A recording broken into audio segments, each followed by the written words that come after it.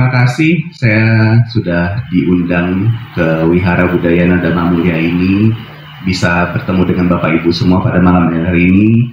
Merupakan kesempatan pertama kali saya juga datang ke sini. Saya dikenal dengan, biasa dipanggil karena nama tabi saya agak sulit diucapkan, biasanya maka dipanggil Bante Frans atau YM Frans. Cuma nama tabi saya Losang Yese. Losang Yese. Kalau diterjemahkan ke Sanskrit itu jadinya Sumati Nyana. Ya, itu nama tabi saya. Tapi biasa sehari-hari dipanggil Bante Frans, atau ya kalau ini panggil lama ya silakan. Itu perkenalan singkat dari saya. Pada kesempatan malam hari ini, saya berasal dari Biara Pusdiklat Jinaputra Tusita Wiwarana Carana Wijaya Seraya, atau biasa dikenal Biara Tusita Wijaya singkatannya. Lokasi biaranya ada di Donomulyo, Kabupaten Malang. Ya, dekat pantai selatan, dekat pantai Modangan, pantai Ngeliat. Nah itu 10 kilo ya kalau nggak salah dari pantai. Itu biara kami ada di sana. Ada lagi dulu. Udah ya. Oke. Saya menjadi Samanera pertama kali itu di Tabis tahun 2017 di Biara Donomulyo itu. Kemudian pada tahun 2023 baru ditabis menjadi biku di Dharamsala, tempatnya dari lama. Saya ditabis oleh beliau, jadi baru menjalankan 2 tahun kebikuan.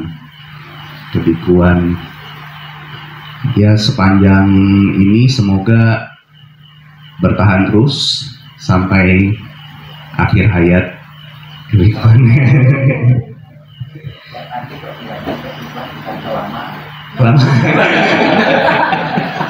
Kalau kelamaan nggak sampai-sampai, Bang.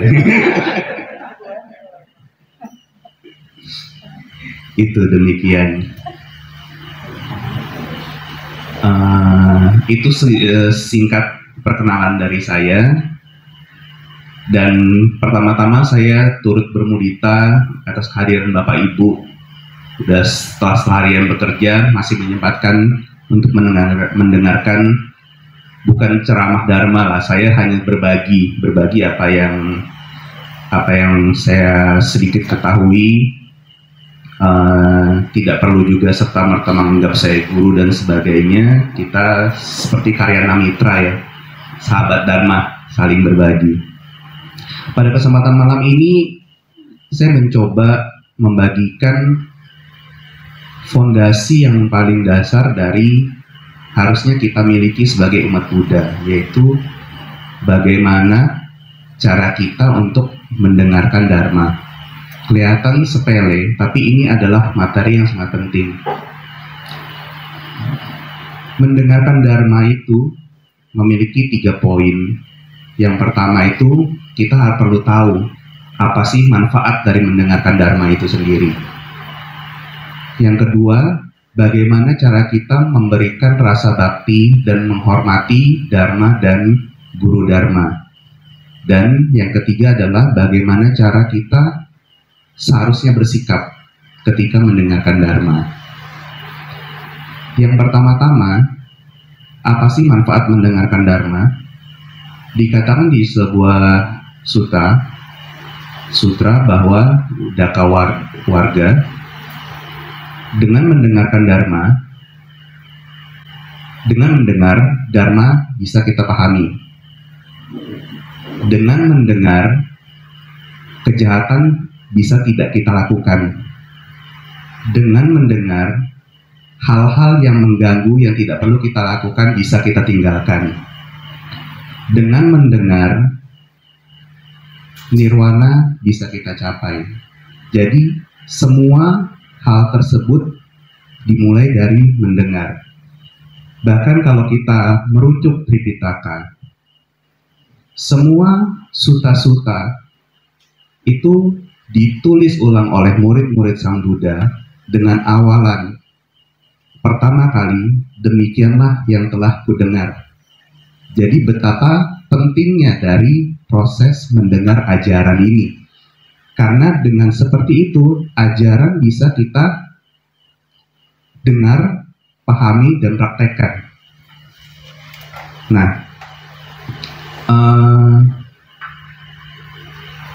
mendengar itu seperti meskipun kita memiliki kepintaran, meskipun kita memiliki wawasan, tapi kalau kita nggak pernah tahu sesuatu, itu kan berarti sama seperti kita berada di ruang ini, semua lampu dipadamkan. Apakah kita bisa melihat?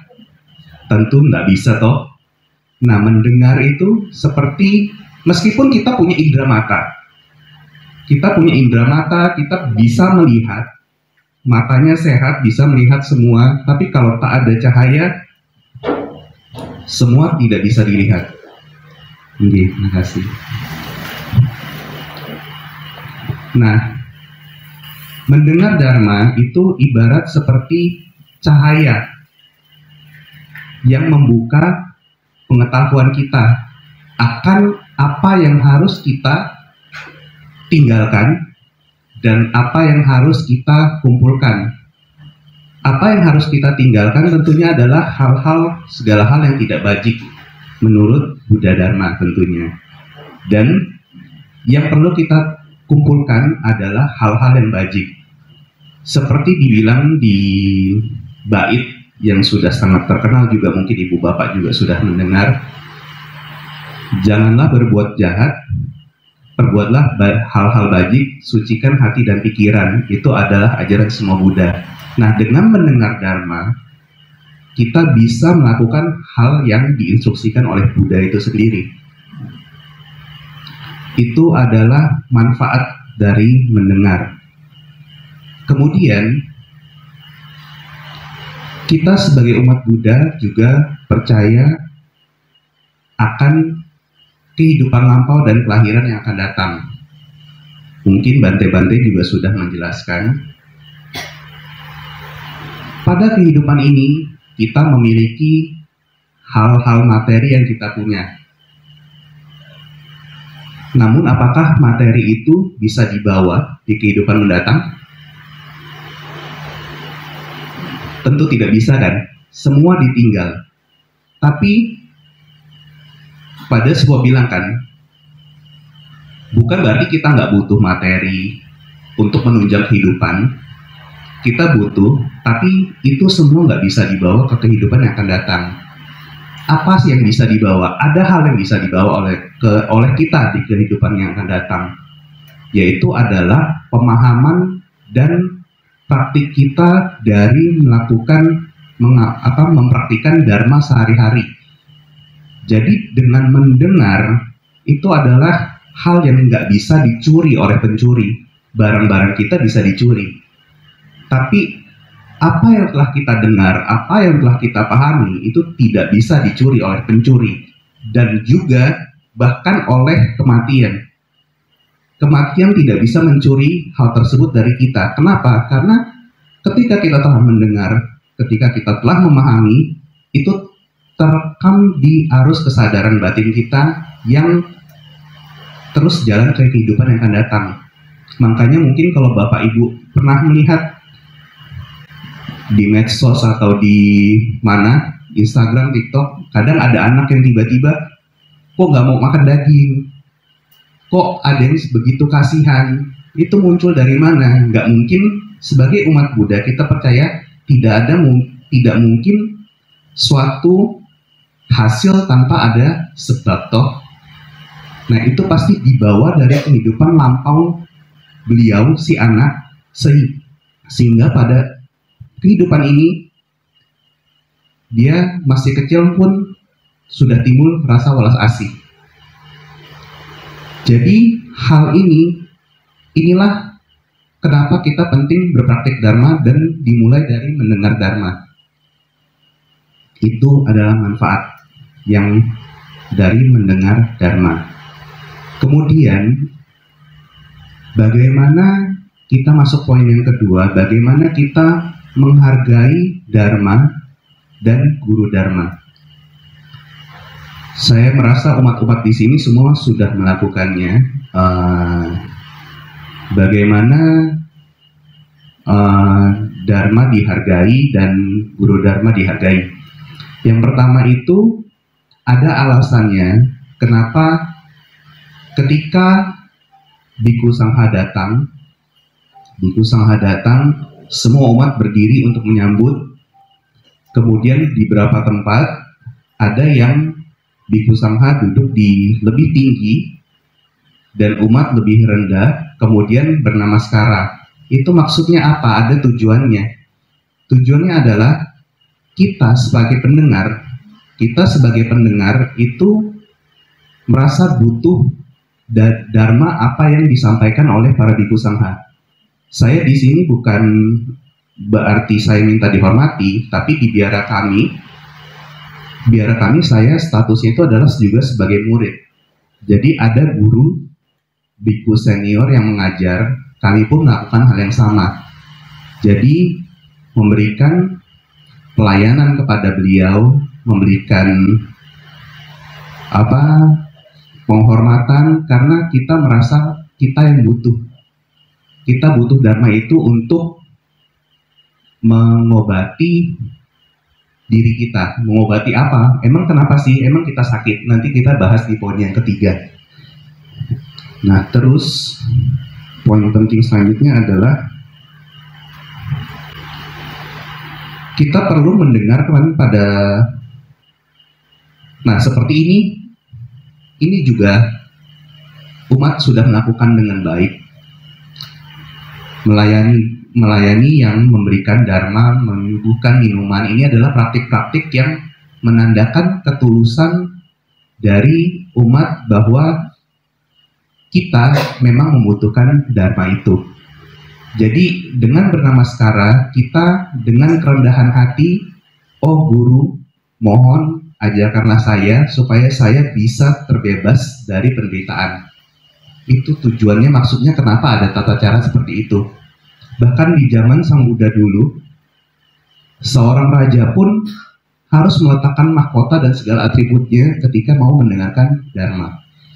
Jadi itu menandakan ketulusan dari orang tersebut itu terhadap Guru Dharma dan terhadap Dharma. Nah, di kami teks Dharma itu juga sangat kami muliakan, sehingga tapi ya udah saya melihat di sini udah pada baik.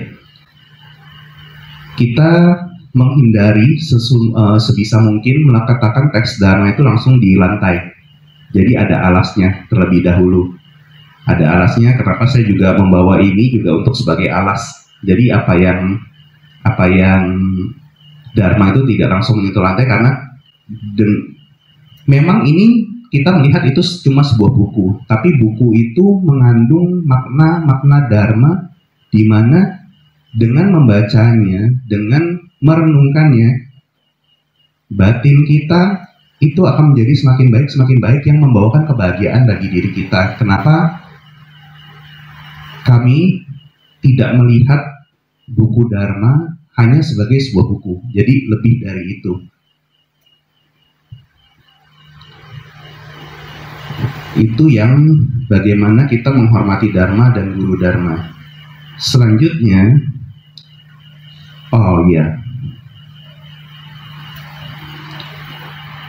ini juga penting. Ada 5 pikiran yang harus kita hindari ketika mendengarkan Dharma. Ini berhubungan dengan pembicara Bhikkhu Sangha misalkan. Kita jangan sampai punya pikiran untuk menilai, oh Bante ini nggak perfect, masih melakukan pelanggaran begini. Dengan kita melakukan penilaian seperti itu, apa yang disampaikan oleh Bante tersebut itu nggak akan masuk ke kita. Yang rugi bukan Bantenya, kita yang rugi. Karena kita menutup pintu dari apa yang disampaikan oleh Bante tersebut. Kemudian ini mungkin karena dulu dari India, tapi mungkin sekarang juga relevansinya mungkin dari status.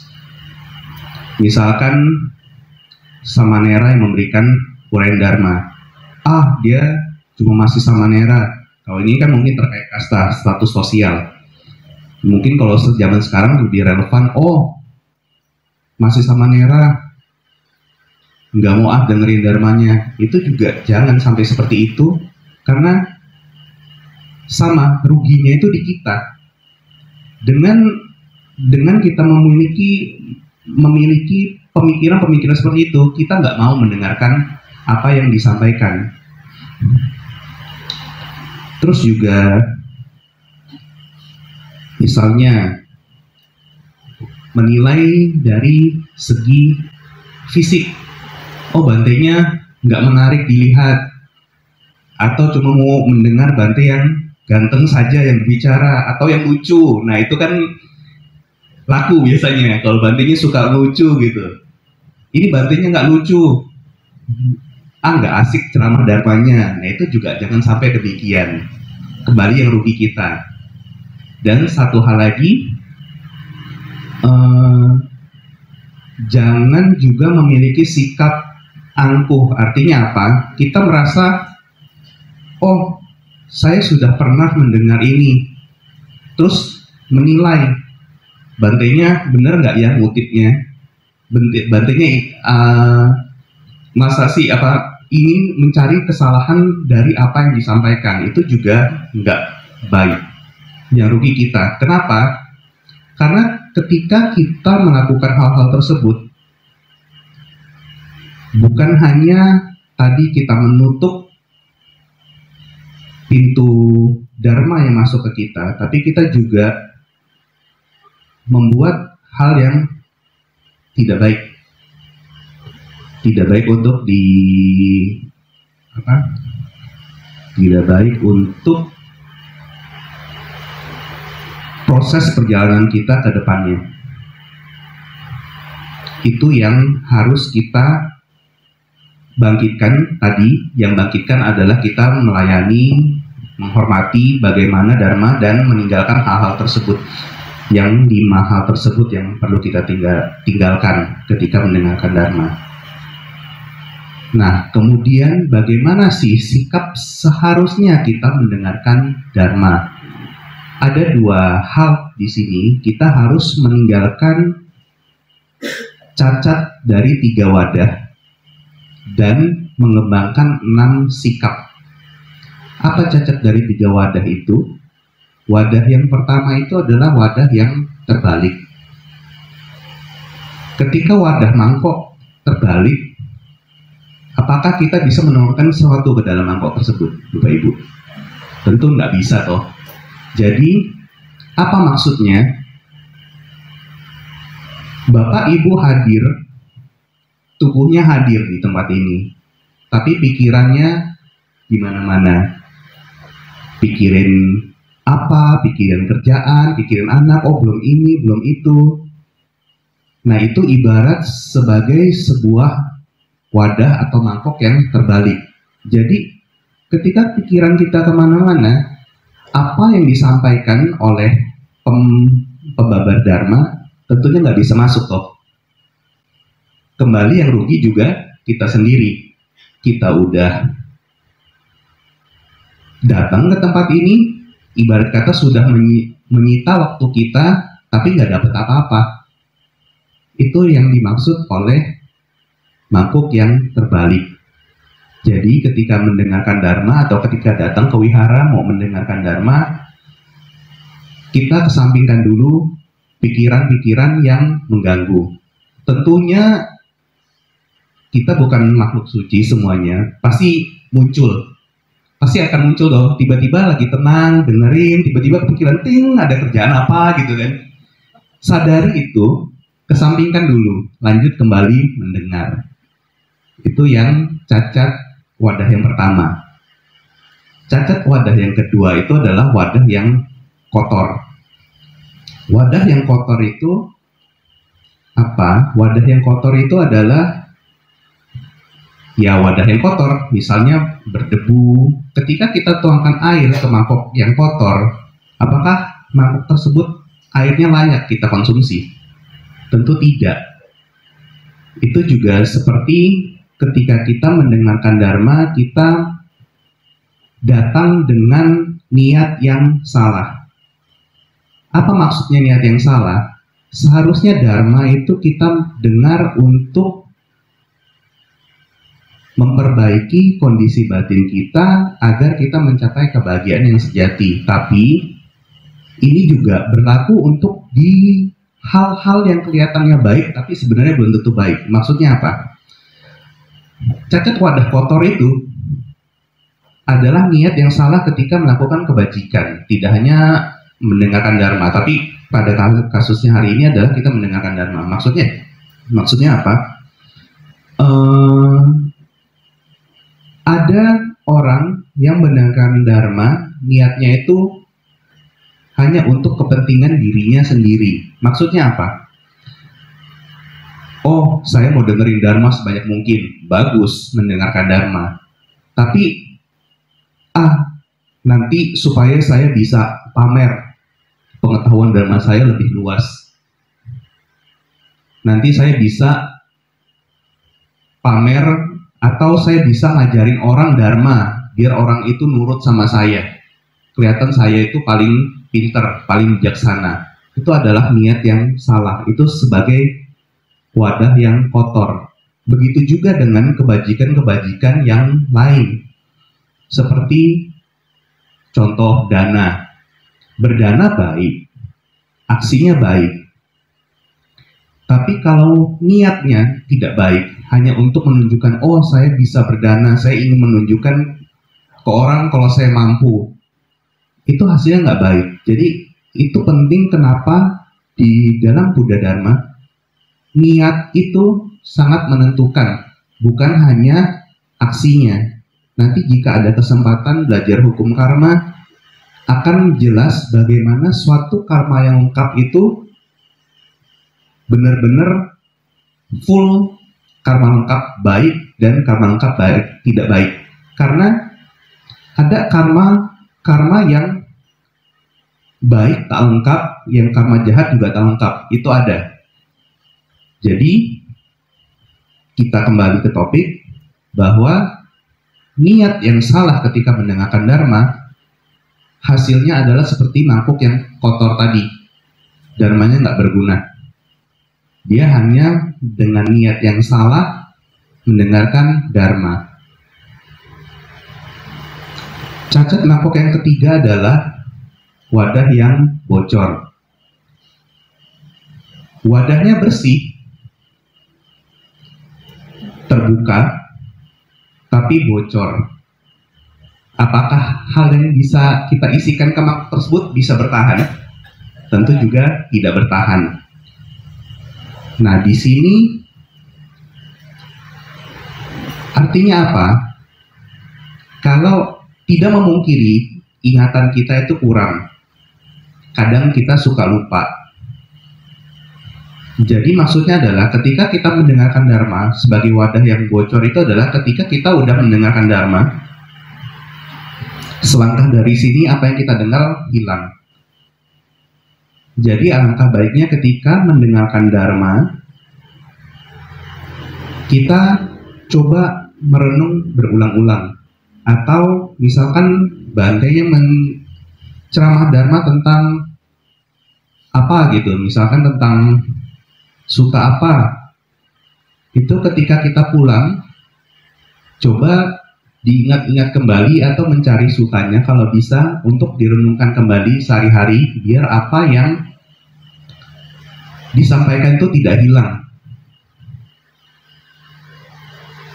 Itu cacat wadah yang ketiga.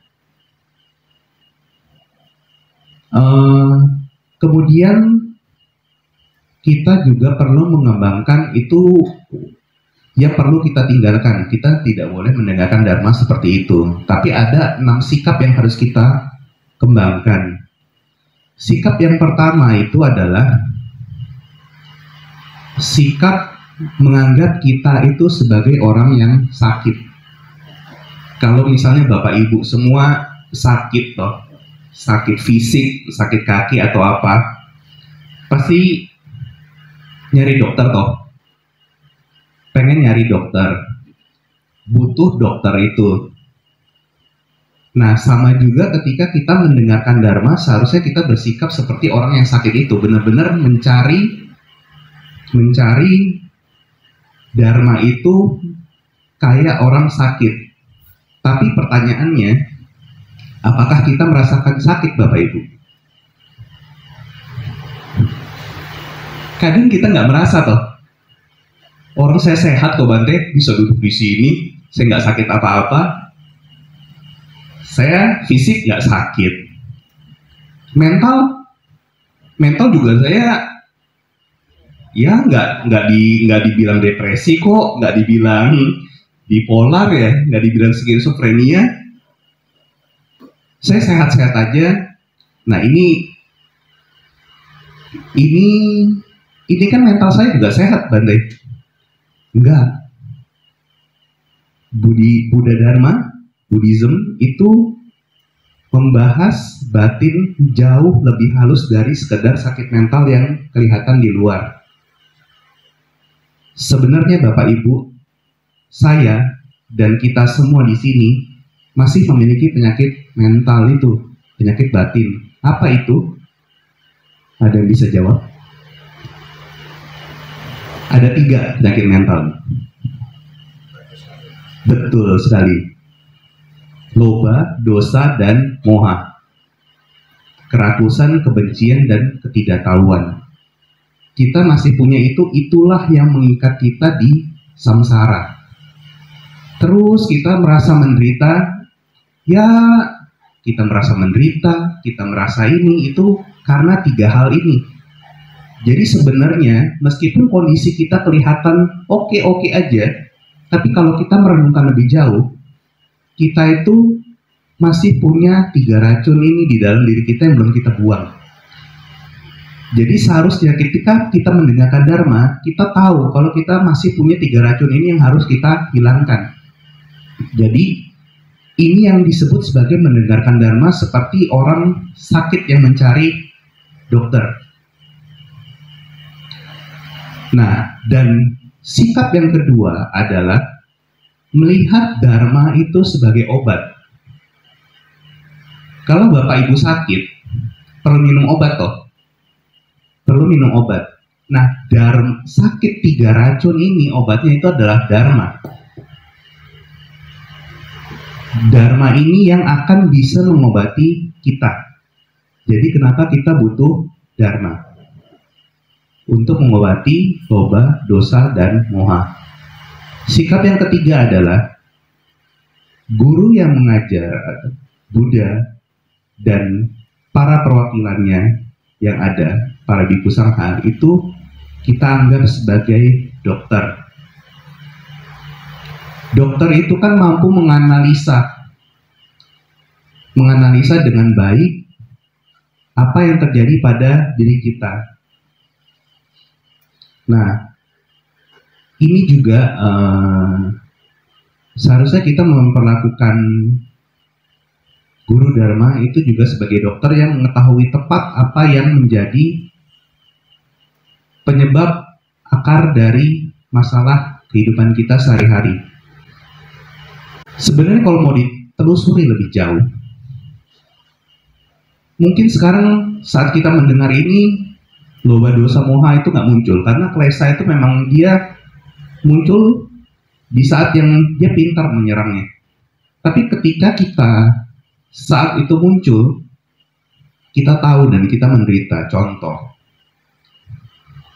ketika iri hati muncul, coba Bapak Ibu bayangin iri hati. Ketika pasti pernah merasakan iri kan? Apa rasanya? Nyaman nggak? Tak enak loh. Nah itu klesa iri hati ini muncul. Nah, dengan mendengarkan Dharma, dengan kita tahu cara mengatasinya, itu bisa, mungkin belum dipotong, tapi itu bisa dihalau pelan-pelan. Dan obat dari iri hati itu adalah salah satunya, obat dari iri hati itu salah satunya dengan bermudita. Jadi klesa dan antidotnya atau obatnya ini dia tidak bisa muncul berbarengan. Ketika klesa hadir, kalau kita nggak inget obatnya, klesa akan terus tumbuh di situ. Iri hatinya nggak hilang-hilang. Tapi kalau kita mengobatinya dengan bermudita, ketika rasa mudita muncul, oh ada lihat orang bisa punya rumah baru, oh saya turut berbahagia orang itu bisa punya rumah baru. Nah ketika kita mengembangkan rasa sukacita itu, perhatikan deh, iri hati itu nggak akan muncul. Karena dia ibarat dalam satu lubang kunci, siapa yang masuk lubang kunci itu, yang lain nggak bisa masuk. Jadi kita menjaga diri kita dari klesa itu seperti itu untuk saat ini. Itu kenapa kita butuh Dharma sebagai obat, dan guru Dharma yang mengajar itu adalah sebagai dokter yang memberitahu kita apa yang harus kita lakukan ketika penyakit itu muncul. Terus yang keempat, sikap yang keempat adalah kita harus punya pikiran dan keyakinan bahwa jika kita mempraktikkan Dharma ini bisa menyembuhkan saya. Mungkin Bapak Ibu apakah ada pernah yang mengalami sakit berat yang harus minum obat dalam jangka panjang? Yang saya tahu misalkan penyakit TBC. TBC itu dia sakit paru-paru yang disebabkan oleh bakteri kan Bapak Ibu. Karena paru-paru itu peredaran darahnya sedikit, maka sangat susah mengobatinya. Makanya obat TBC itu diminum dalam jangka yang panjang. Dan pasti kalau kita minum obat tiap hari dan efeknya itu juga nggak enak dari obat TBC itu. Ketika kita minum dan merasakan rasa nggak enaknya, efek samping dari obat tersebut, ketika kita nggak punya keyakinan yang kuat kalau obat itu bisa menyembuhkan, apa hasilnya? Kita pasti akan berhenti minum obat toh. Nggak enak nih obatnya, efeknya ke saya begini, saya mau berhenti aja lah. Akhirnya TBC-nya nggak sembuh.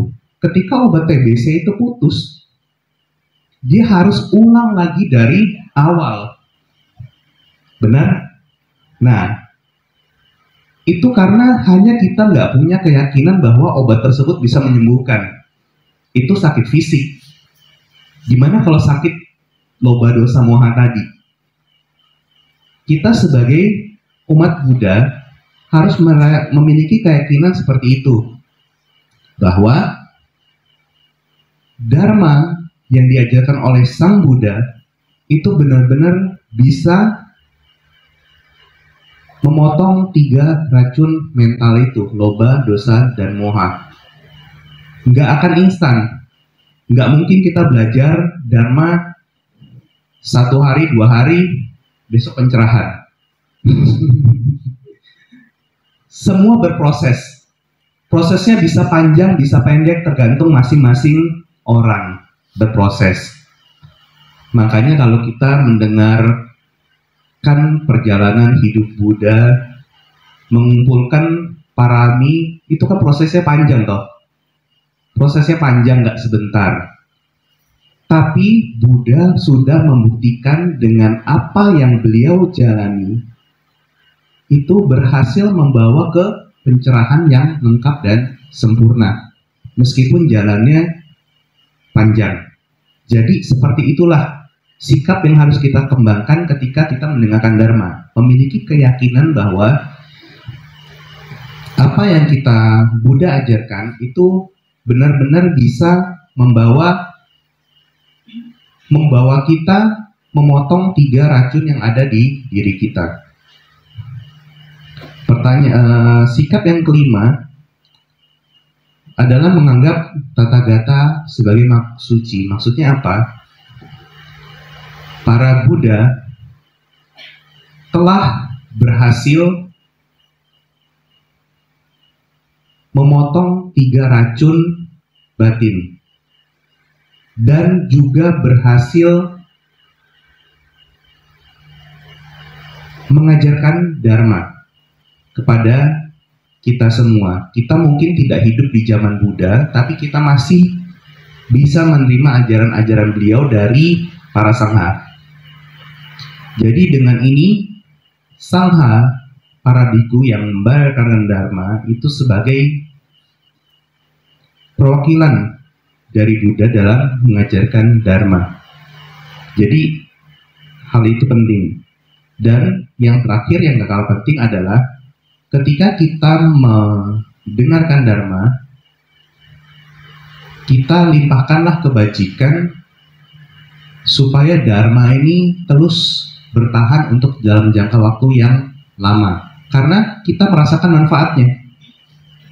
Kita merasakan manfaatnya, kita juga ingin banyak makhluk merasakan manfaatnya. Itu 6 sikap yang harus kita kembangkan ketika kita mendengarkan Dharma. Nah, jadi Bapak Ibu, mendengarkan Dharma itu hal yang paling penting adalah bagaimana menjadikan Dharma itu adalah cermin. Maksudnya apa? Ketika kita bercermin, kita melihat dong, oh, muka saya kotor di sebelah sini.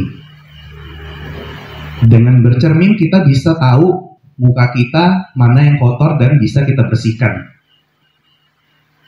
Jadikan Dharma juga seperti itu. Maksudnya apa?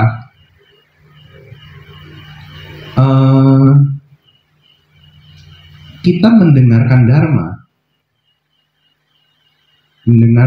itu, apa yang telah kita dengar, coba kita renungkan dan refleksikan ke dalam batin kita. Oh, tadi Dharma menyebutkan seperti ini.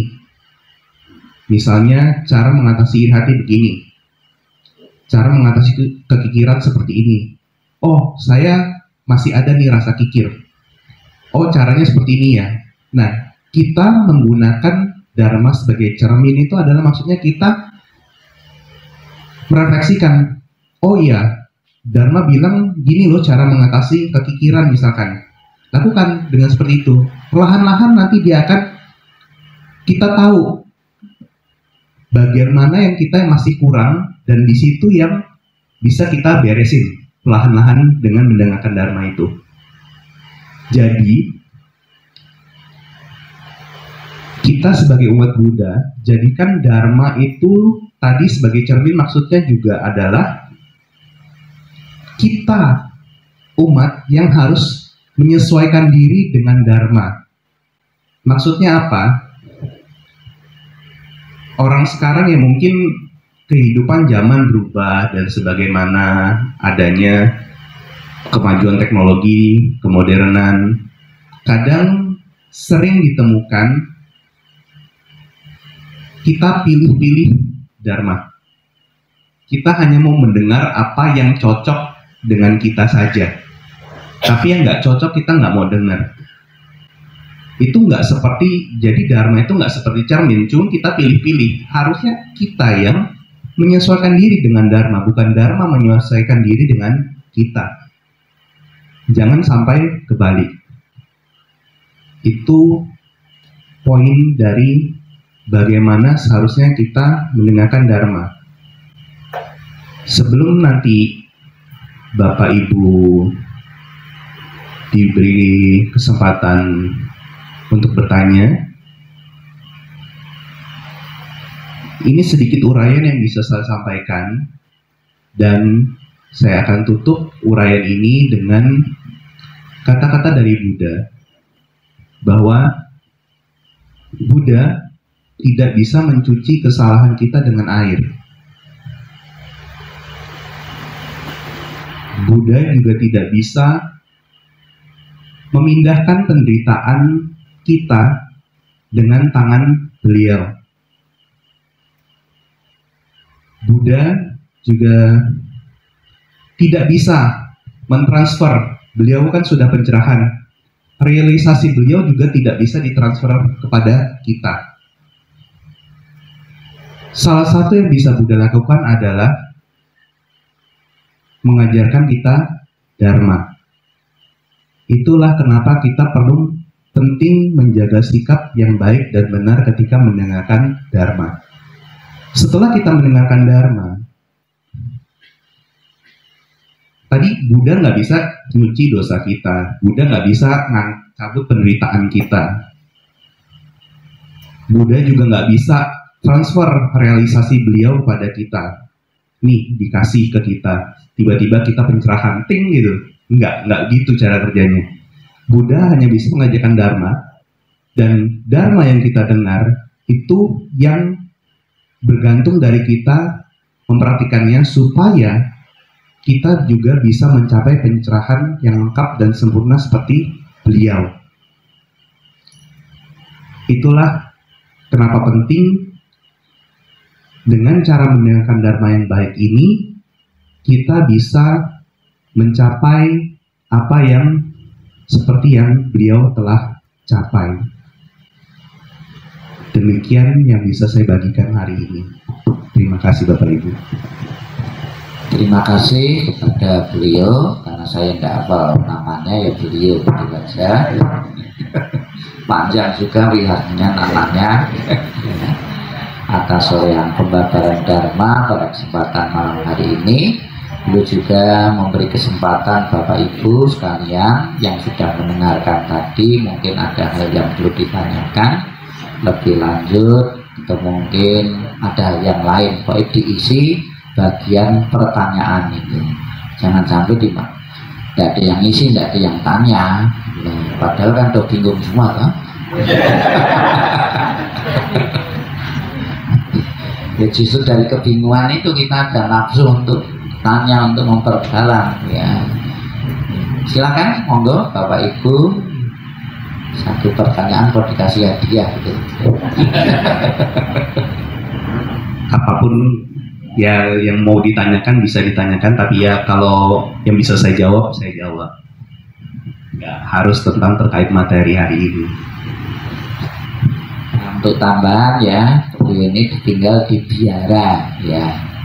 Biara itu juga dipakai di agama lain juga. Dari kata wihara mungkin ya, biara dari kata wihara ya gitu. Itu di agama lain juga dia pakai juga kata biara itu.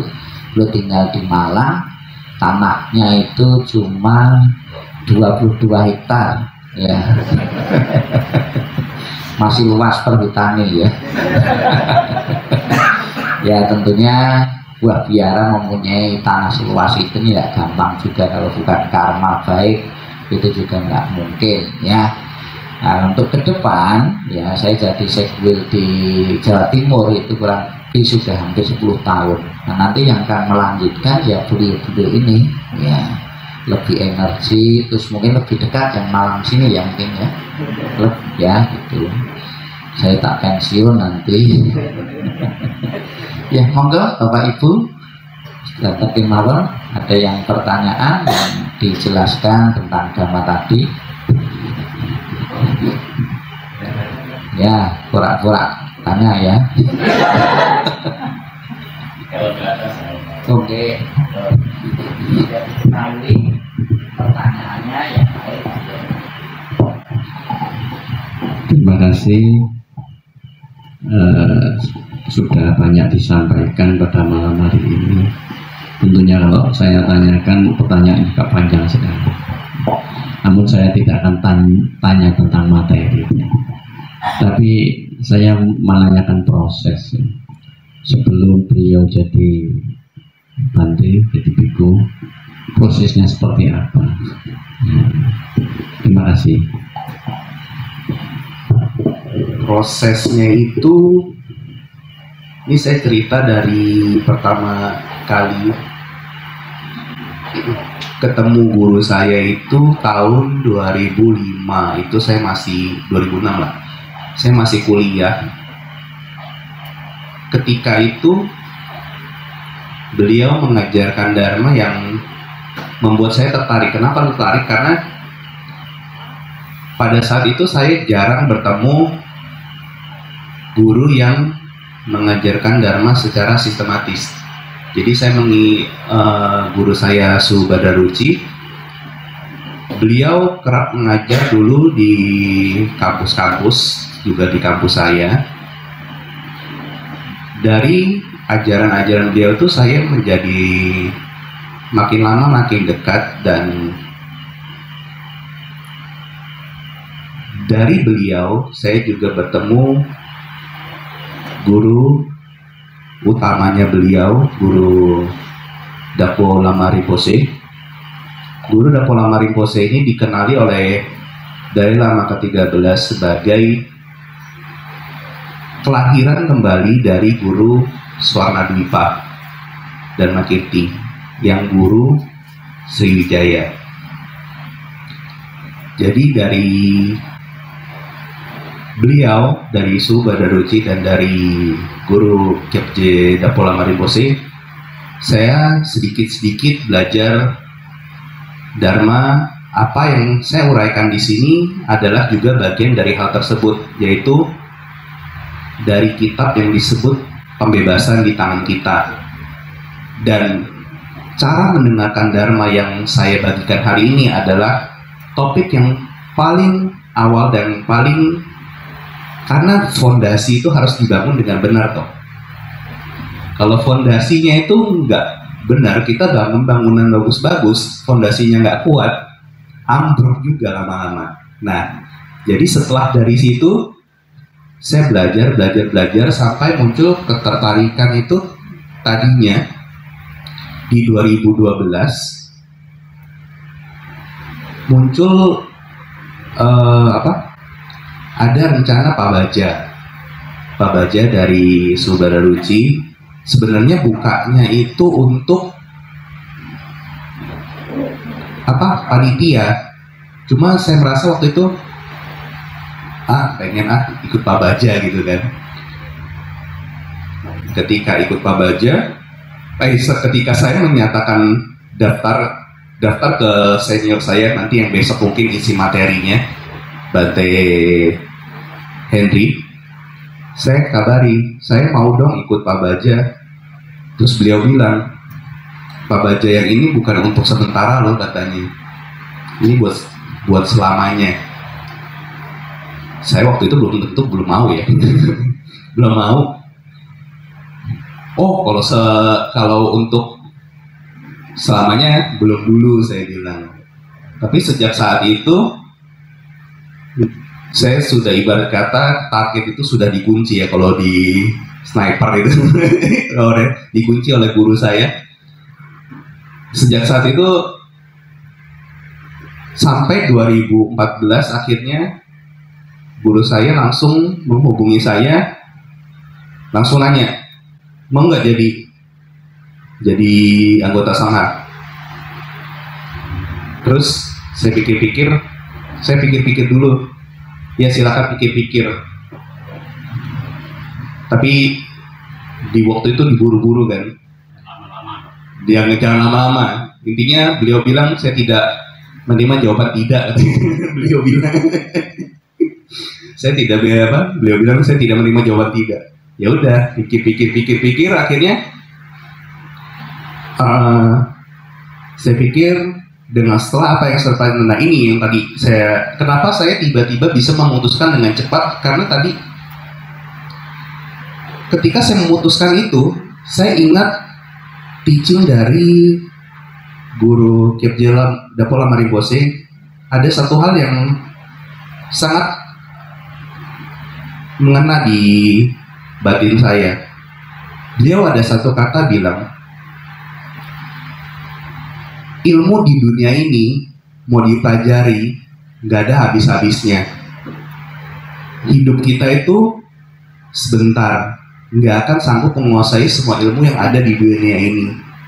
Kenapa kita nggak belajar suatu hal yang penting yang bisa dibawa ke kehidupan kita yang akan datang terus menerus? Itu yang membuat saya tiba-tiba memutuskan, iya juga ya. Akhirnya dari pemikiran itu, dari mengingat kata-kata beliau, saya memutuskan untuk bergabung menjadi anggota Sangha. Dan di 2017 tadi, kemudian saya, jadi 2014-2015 itu saya pindah. Pertama center kami itu ada di Bandung, pindah penyesuaian diri, masih belum berjubah selama 2 tahun, 2017 baru habis. Begitu Pak.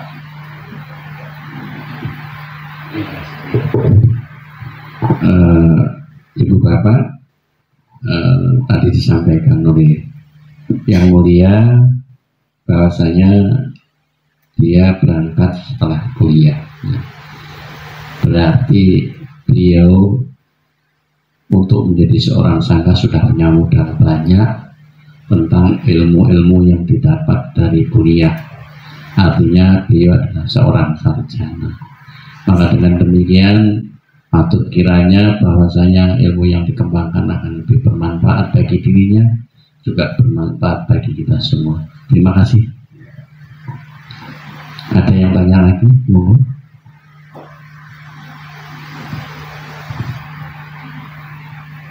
Kalau tidak ada, kesempatan berikutnya disampaikan kepada Samanera untuk bisa memberikan sejarahnya seperti apa.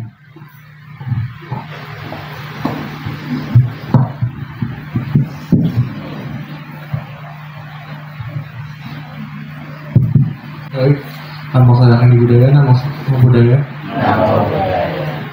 Kebetulan saya sebelum ini saya bukan lahir dari keluarga Buddhis. Saya kenal Buddhis itu waktu itu saya lagi masih SMP.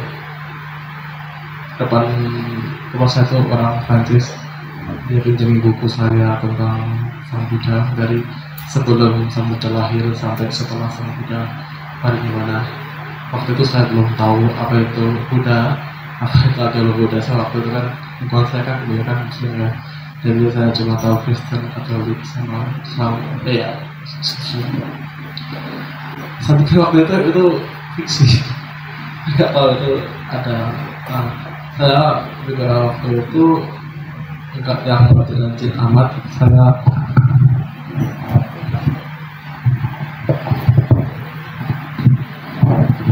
Saya waktu itu juga mencari. Saya SMP tapi saya ke gereja. Saya berangkat dari hati, saya cari yang apa ya, saya nggak tahu ya, dari kelahirannya saya suka hal-hal yang spiritual itu. Saya ke gereja, saya juga dulu pernah dengar putih Pak. Saya juga ikut itu. Saya awal nggak tahu, saya cuma sekedar makan satu hari gitu, nafasi keton gitu. Itu saya lakuin.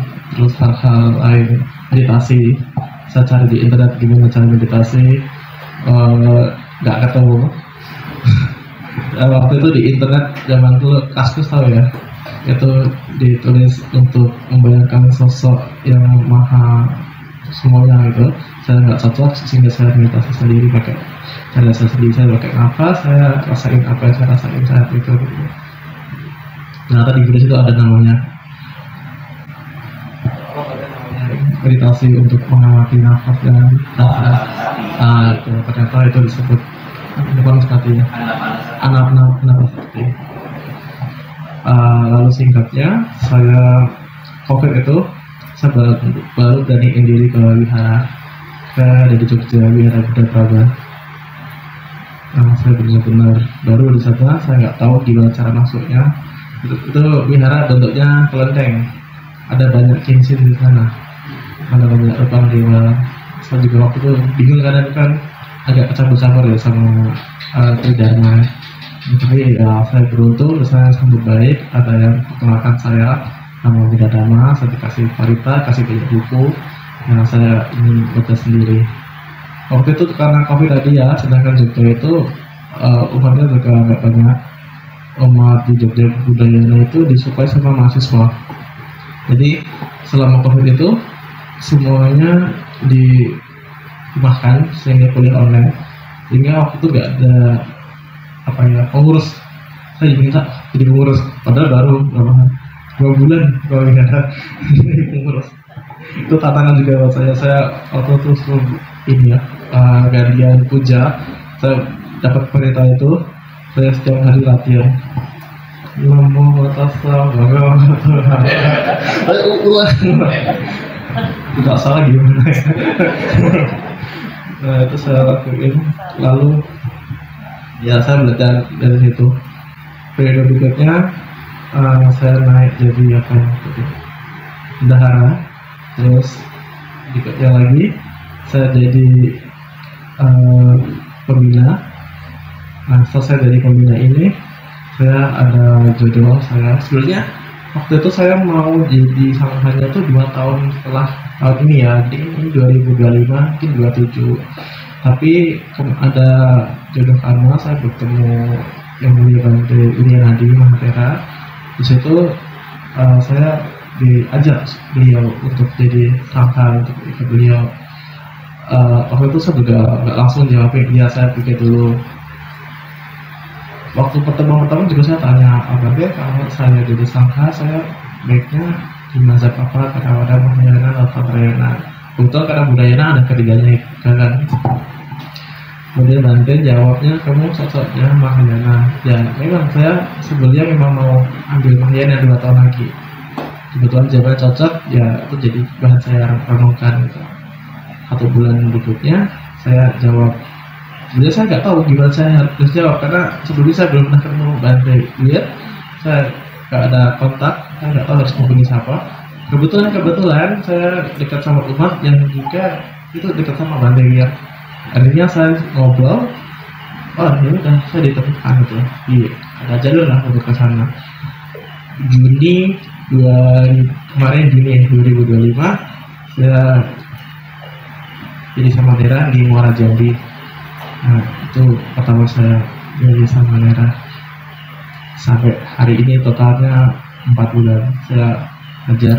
Kebetulan di Surabaya, di tempat saya ini, di kota ini cuma ada saya samanera.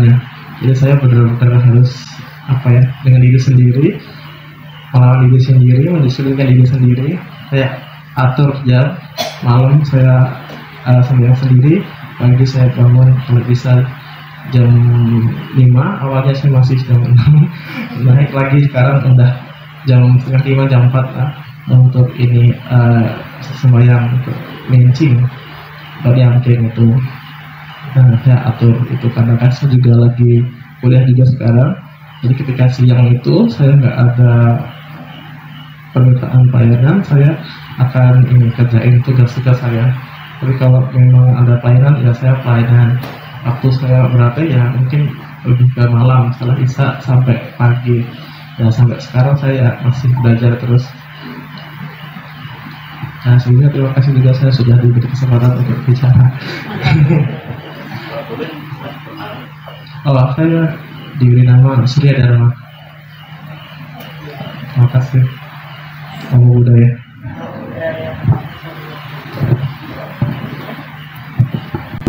Yang memaparkan sedikit cara hidupnya, yang sehingga sekarang menjadi samanera di naungan Sangga Agung Indonesia, yang tentunya pembinaan berikutnya akan membawa berkah bagi panjenengan, ya, bagi saudara. Kalau dulu bukan dari Buddha, sekarang menjadi Buddha, itulah ajaran Sang Buddha. Segala sesuatu adalah tidak kekal. Mungkin juga dari saudara kita yang ada di sini itu juga dulu juga bukan dari Buddha, sekarang juga menjadi agama Buddha, atau sebaliknya yang dulu Buddha sekarang jadi yang lain. Itu ajaran Sang Buddha, ya. Tentunya hal yang berkaitan dengan itu menjadi pemahaman kita, segala sesuatu yang disampaikan baik oleh Yang Mulia Bante sama Nela menyangkut pada kehidupan kita semua. Maka tadi diajarkan, disampaikan oleh Yang Mulia Bante, kehidupan itu dari berbagai hal. Segala sesuatu tidak bisa bahwa kita mau mati. Kalau saya bisa mengibaratkan, kita itu punya istri 4 ya. Istri yang paling tua nanti yang akan mengikuti kita. Kalau istri yang muda, dia tinggal mati menjadi rebutan. Istri yang kedua paling hanya ngantar sampai di pintu. Istri yang ketiga paling hanya ngantar sampai di pemakaman tapi istri yang paling tua ini akan mengikuti kita. Itulah bayangan-bayangan apa yang disampaikan pada kita semua. Mudah-mudahan Ibu Bapak kita bisa memahami apa yang disampaikan. Nanti dengan itu gimana?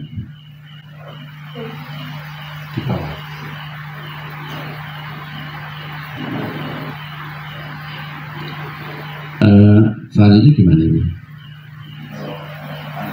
Ini mungkin ada beberapa hal yang mungkin perlu kami sampaikan ya. Pertama, kalau kita melihat kondisi saat ini, perkembangan agama Buddha baik mungkin yang ada di wilayah Banyuwangi khususnya, kalau saya melihat itu perkembangannya semakin lama justru bukan naik ya secara grafik, tapi menurun. Khususnya kalau saya melihat di kalangan kaum muda sekarang ini, kalau di Banyuwangi memang kalau Budayana ini adalah satu-satunya yang di Banyuwangi, karena untuk basis di wilayah Banyuwangi adalah STI. Sangat berwawasan. Ketika saya melihat kondisi-kondisi yang ada di wilayah Banyuwangi khususnya, ini kaum muda itu sekarang ini kurang mendapatkan peran, kurang mendapatkan peran bagaimana ia harus berkiprah di dalam organisasi kepemudaannya maupun di kelompok umat Buddha secara umum ya, sehingga semakin lama itu intensitas pertemuan antar umat ya, khususnya baik di kepemudaan maupun di secara umum itu semakin menurun ya. Sehingga kalau saya melihat kondisi seperti ini dan ini terjadi terus menerus ya, bukan tidak mungkin Bante, artinya itu justru perkembangan agama kita akan semakin cepat untuk tenggelam. Oleh karena itu bagaimana kita seharusnya di dalam hal ini untuk bisa membangkitkan kembali gairah dari generasi kita untuk bisa berkumpul kembali dan mengenal Dhamma lebih dalam arti, sehingga perkembangan agama kita yang selama ini mungkin lagi menurun itu bisa bangkit kembali. Itu mungkin batu yang saya katakan. Terus pertanyaannya, mungkin itu hal yang kompleks ya, banyak sebab dan akibat dari sana. Yang pertama adalah perlu kita perhatikan, mungkin kita mulai dari untuk membalikannya pasti butuh waktu, karena menurun itu kan juga butuh waktu, nggak tiba-tiba sehari besok habis toh. Naikannya juga nggak mungkin tiba-tiba sehari besok langsung banyak umatnya, butuh proses. Proses yang pertama adalah bagaimana dari apa yang telah Bapak Ibu dapat dari wihara ini, itu dibawa kembali ke rumah masing-masing. Anak-anak kita, mungkin Bapak Ibu anaknya mungkin ada yang sudah dewasa dan bekerja ya, maksudnya kalau terutama masih ada yang anak yang kecil atau apa, itu bisa melihat apa sih manfaat dari praktek yang kita jalani ini. Kalau jika kehidupan kita lebih baik, jadi lebih sadar, sabar, lebih baik setiap harinya setelah berpraktik Buddha Dharma ini, pasti ada keinginan toh. Nggak ada orang yang mau secara natural tuh, nggak ada orang yang mau jadi orang jahat, pasti jadi orang baik. Jadi dari kita sendiri dulu jadi cerminan untuk keluarga kita, semoga ketertarikan itu muncul. Dan ketika ketertarikan itu muncul, saya nggak tahu di sini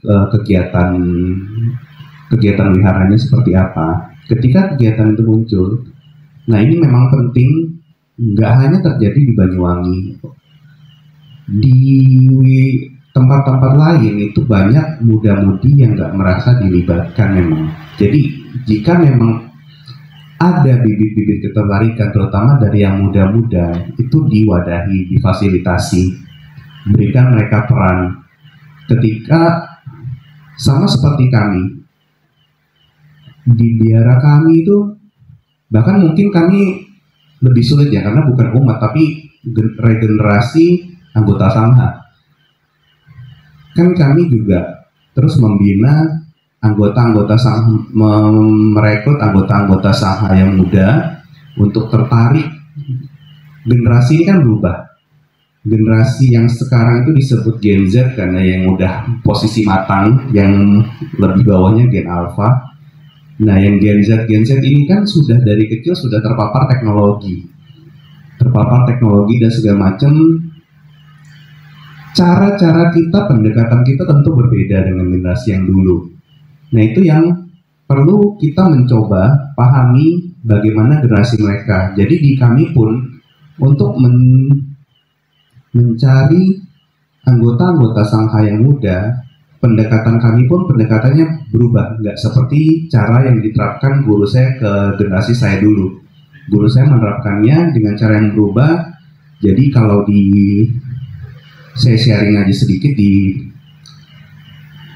kami itu kan di Kadam Cholin Indonesia itu akhir-akhir ini cukup sering mengadakan kegiatan youth camp. Youth camp itu adalah ya anak-anak dikumpulin. Saya bukan panitia jadi saya nggak terlalu tahu detailnya, tapi gambarannya adalah anak-anak muda ketika liburan sekolah yang Buddhis itu, mereka dikumpulin di satu tempat dan mereka kan melakukan kegiatan.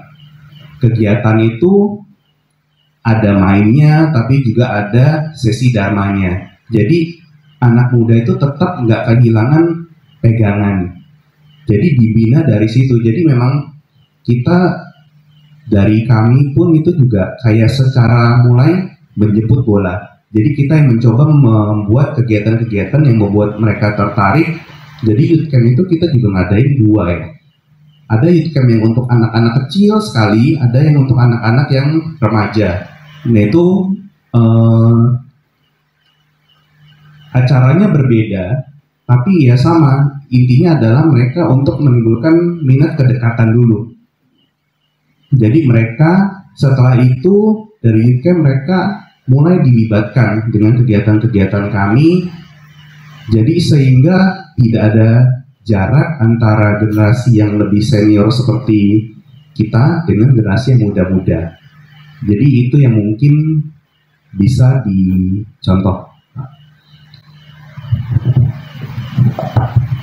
Terima kasih Menteri. Artinya memang ada hal-hal yang sementara ini, selama ini hilang. Ya, artinya dalam posisi itu, artinya generasi yang mungkin setara generasi saya ya, dengan generasi yang di bawahnya itu mungkin kurang nyambung. Jadi ini yang mungkin menyebabkan kondisi-kondisi seperti ini semakin lama kalau tidak kita benahi dan kita tidak bisa menyesuaikan dengan generasi berikutnya, itu juga akan hilang nanti. Oleh karena itu mungkin ada hal lagi yang mungkin menurut saya ini tradisi kita ya, artinya tradisi orang Jawa ya, yang selama ini mungkin masih juga menjadi pegangan, ya. Masih banyak orang yang memegang tradisi itu, ya. Termasuk masalah tradisi perkawinan, ya. Nah, orang Jawa mengatakan kalau nikah arahnya ngalor ngulon, itu tidak boleh. Ya, ini katanya nanti ada sesuatu yang menjadi balak lah, tidak begitu. Nah, hal-hal demikian ini juga menurut saya juga menjadi penghalang untuk perkembangan agama kita. Ya, artinya bagaimanapun juga, misalnya kita yang berada di sini, padahal mungkin umat lain yang beragama Buddha itu lebih banyak yang di wilayah misalnya agak ke selatan kalau kita berada di utara, tapi agak arahnya ke, kalau dari misalnya dari sana ke sini kan ngalor ngulur, itu tidak boleh untuk nikahan. Nah, itu kan juga jadi masalah kan. Artinya makin kalau itu menjadi hal yang selalu kita pertahankan, ini juga lama-lama akan menjadi beban. Artinya apa? Kita tidak bisa mendapatkan yang sedharma, ya. Hal demikian itu sehingga seringkali makanya umat-umat kita itu nikah, apalagi kalau nikah dengan lain agama, bukan kita yang menang tapi kita pasti kalah. Biasanya seperti itu, ngalah atau kalah lah artinya, ya. Sehingga lama-lama itu menjadi apalagi kalau di agama lain, ya, itu ada hak perwalian dan sebagainya. Ini kalau kita yang perempuan kalah, artinya kita kalau ingin menjadi wali dan wali nikah itu kan berarti kita yang tua pun harus pindah agama juga kan. Nah, ini bagaimana Bante, artinya terkait tradisi itu, apakah memang itu hal yang benar atau memang hanya karena mitos atau keyakinan yang sebenarnya tidak ada sangkut pautnya dengan hukum karma. Artinya misalnya kita kalau nikahan ngalor ngulur pasti nanti ada yang mati. Kalau mati itu sebenarnya kan masalah pastian, ya, kepastian, ya, semua orang akan mati kan. Itu mungkin berarti perlu penjelasan. Ya, memang tradisi itu memang nggak bisa dilepaskan dari kehidupan kita, ya, apalagi Bapak Ibu sebagai orang Jawa. Memang ada hal-hal seperti itu. Kalau saya, ya, saya keturunan memang Chinese kan, Tionghoa. Itu banyak juga hal-hal seperti itu, cuma memang jangan diikuti, karena saya memang bukan penjaga tradisi. Jadi banyak tradisi Tionghoa itu yang memang udah nggak saya pegang lagi gitu, memang ibarat kata seperti itu. Untuk yang terutama yang pamali seperti tadi, bukan karena nggak menghormati, tapi karena memang contoh di tradisi kami itu konon katanya yang menikah beda umur 3, 6, 9 itu nggak cocok, pamali. Katanya bisa ribut, apalagi yang beda 6, karena kalau di sio itu kan ada 12, selisih 6 artinya kalau ngulon atas dan bawah itu cekcok. Tapi ternyata saya lihat ada orang yang ibarat kata menikah beda 6 tahun baik-baik saja. Nggak selalu terjadi hal-hal yang tidak diinginkan seperti itu. Jadi pandangan-pandangan seperti itu, ya, pertama ada orang yang nekat. Meskipun itu juga kadang nggak berani nekat, ya, misalnya, tapi ada orang yang nekat pengen membuktikan gitu kan, nekat nikah beda 6 tahun, oh ternyata baik-baik saja keluarganya, nggak ada masalah apa-apa. Nah itu jadi lama-lama membuka pikiran saya, oh apa yang ditakuti itu ternyata nggak selalu terjadi loh. melihat itu ya pelan-pelan saya menghormati itu sebagai tradisi. Ya itu tradisi, cuma kalau ibarat kata kita yang merasa belajar hukum karma, apapun yang terjadi, ibarat kata tadi seperti kematian dan itu semua kan ujung-ujungnya adalah kembali ke karma kita masing-masing. Itu yang mungkin bukan saya mengajarkan Bapak Ibu untuk melanggar semua tradisi, karena tradisi itu adalah warisan kearifan dari nenek moyang kita sendiri. Tapi kalau kita melihat ternyata ada, kalau nggak salah, kalau saya di weton itu ada yang pegat ya, jumlah wetonnya itu katanya pegat itu kalau nggak salah ada cara-cara tertentunya supaya itu nggak terjadi. Nah mungkin ada hal-hal seperti itu yang mungkin ibarat kata kita nggak melanggar tradisi, tapi ada caranya supaya menutupi supaya nggak kejadian balas seperti hal yang dikhawatirkan. Kenapa? Karena kadang-kadang karena itu tradisi dari kita dari kecil sudah tertanam. Kadang-kadang kita melihat kejadian itu diri kita ketakutan sendiri kadang-kadang. Karena kan kita pegang suatu keyakinan itu nggak bisa berubah. Ketika misalkan tadi nikah ngalor-ngulon, siang jalin hubungan itu, lagi berantem nih sama pasangan, jangan-jangan ya karena ini. Nah itu kan jadi kayak nakut-nakuti diri sendiri tuh, padahal belum tentu karena itu gitu.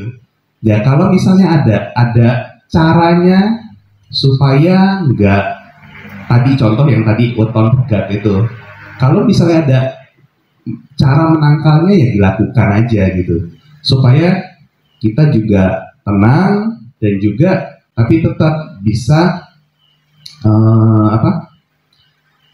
tetap bisa mencari jodoh yang sesama Buddhis gitu. Karena ya memang kayak umat-umat Buddhis itu kan sebenarnya, terutama yang masyarakat Jawa itu masih banyak tuh.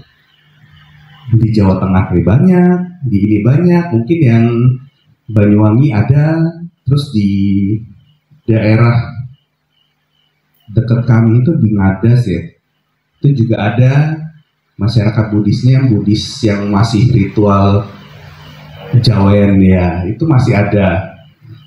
Dan ya ini yang mungkin ini harus perlu disampaikan juga ke usulan Kesagin, gimana maksudnya yang masyarakat Buddhis Jawa itu kadang-kadang ngumpul gitu ya, dia bisa saling kenal, bisa saling tahu masyarakat Buddhis ya, terutama yang di Jawa Timur ini gitu. Ya Jawa Tengah mungkin terlalu jauh, tapi yang ternyata ada masyarakat Buddhis yang di Ngadas, ada yang di ini, jadi bisa saling beranjang sana, ibarat katakan saling bertemu sapa dan kenal bahwa sebenarnya kan kita memang Buddhis itu menyebar ya, nggak seperti Hindu itu minoritas, cuma mereka kan terpusat di Bali kan, meskipun ya memang di Jakarta di mana-mana ada, tapi mereka masih punya basis yang kuat di satu lokasi yang luas, itu di Bali.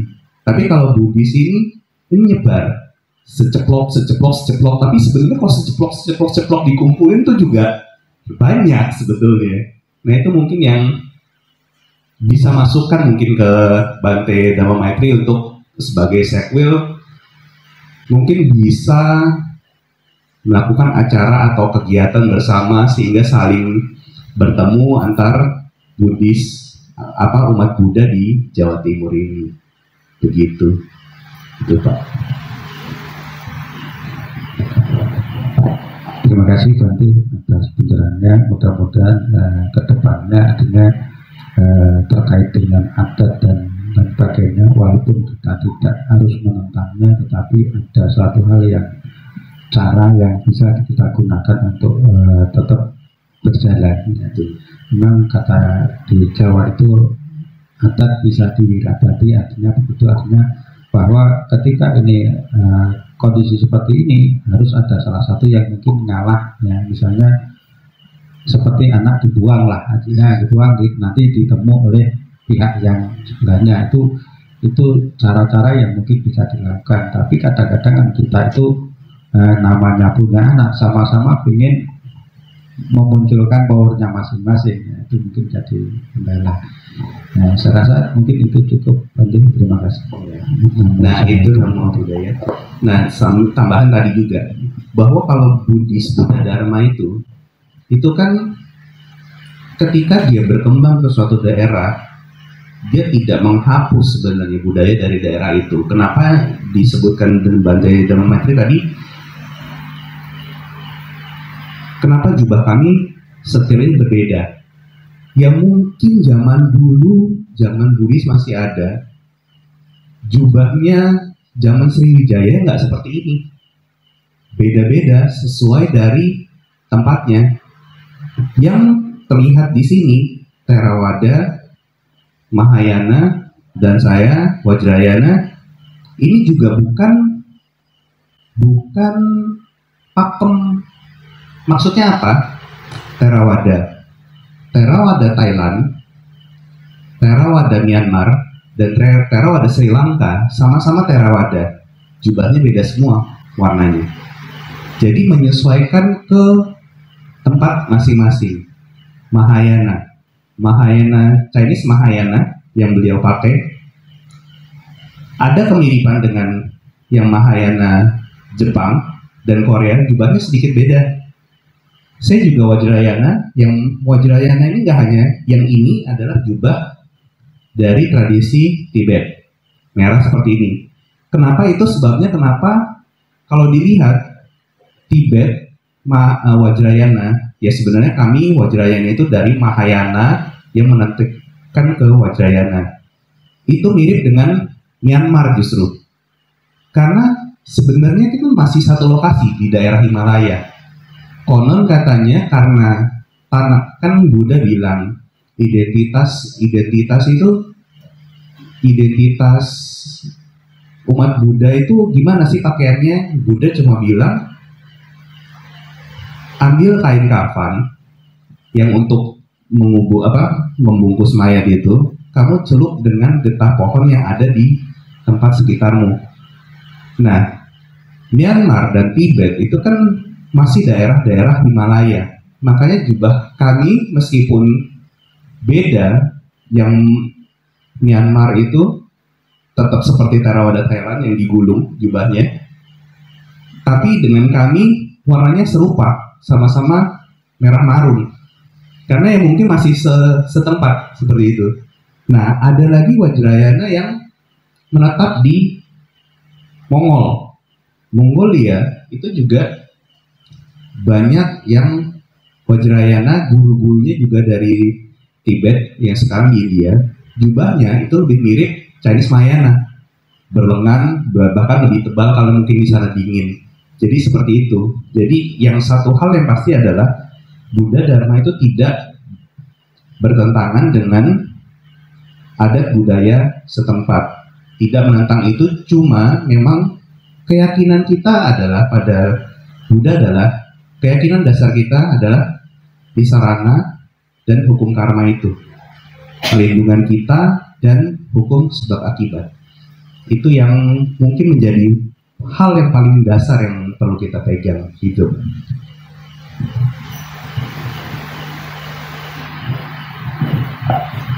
Ibu Bapak, sekiranya cukup. Ya, besok masih ada waktu 2 hari lagi. Ya. Saya kira hari ini kita cukupi sekian dulu. Besok masih ada kesempatan berikutnya. Semoga hari ini mari kita tutup dulu.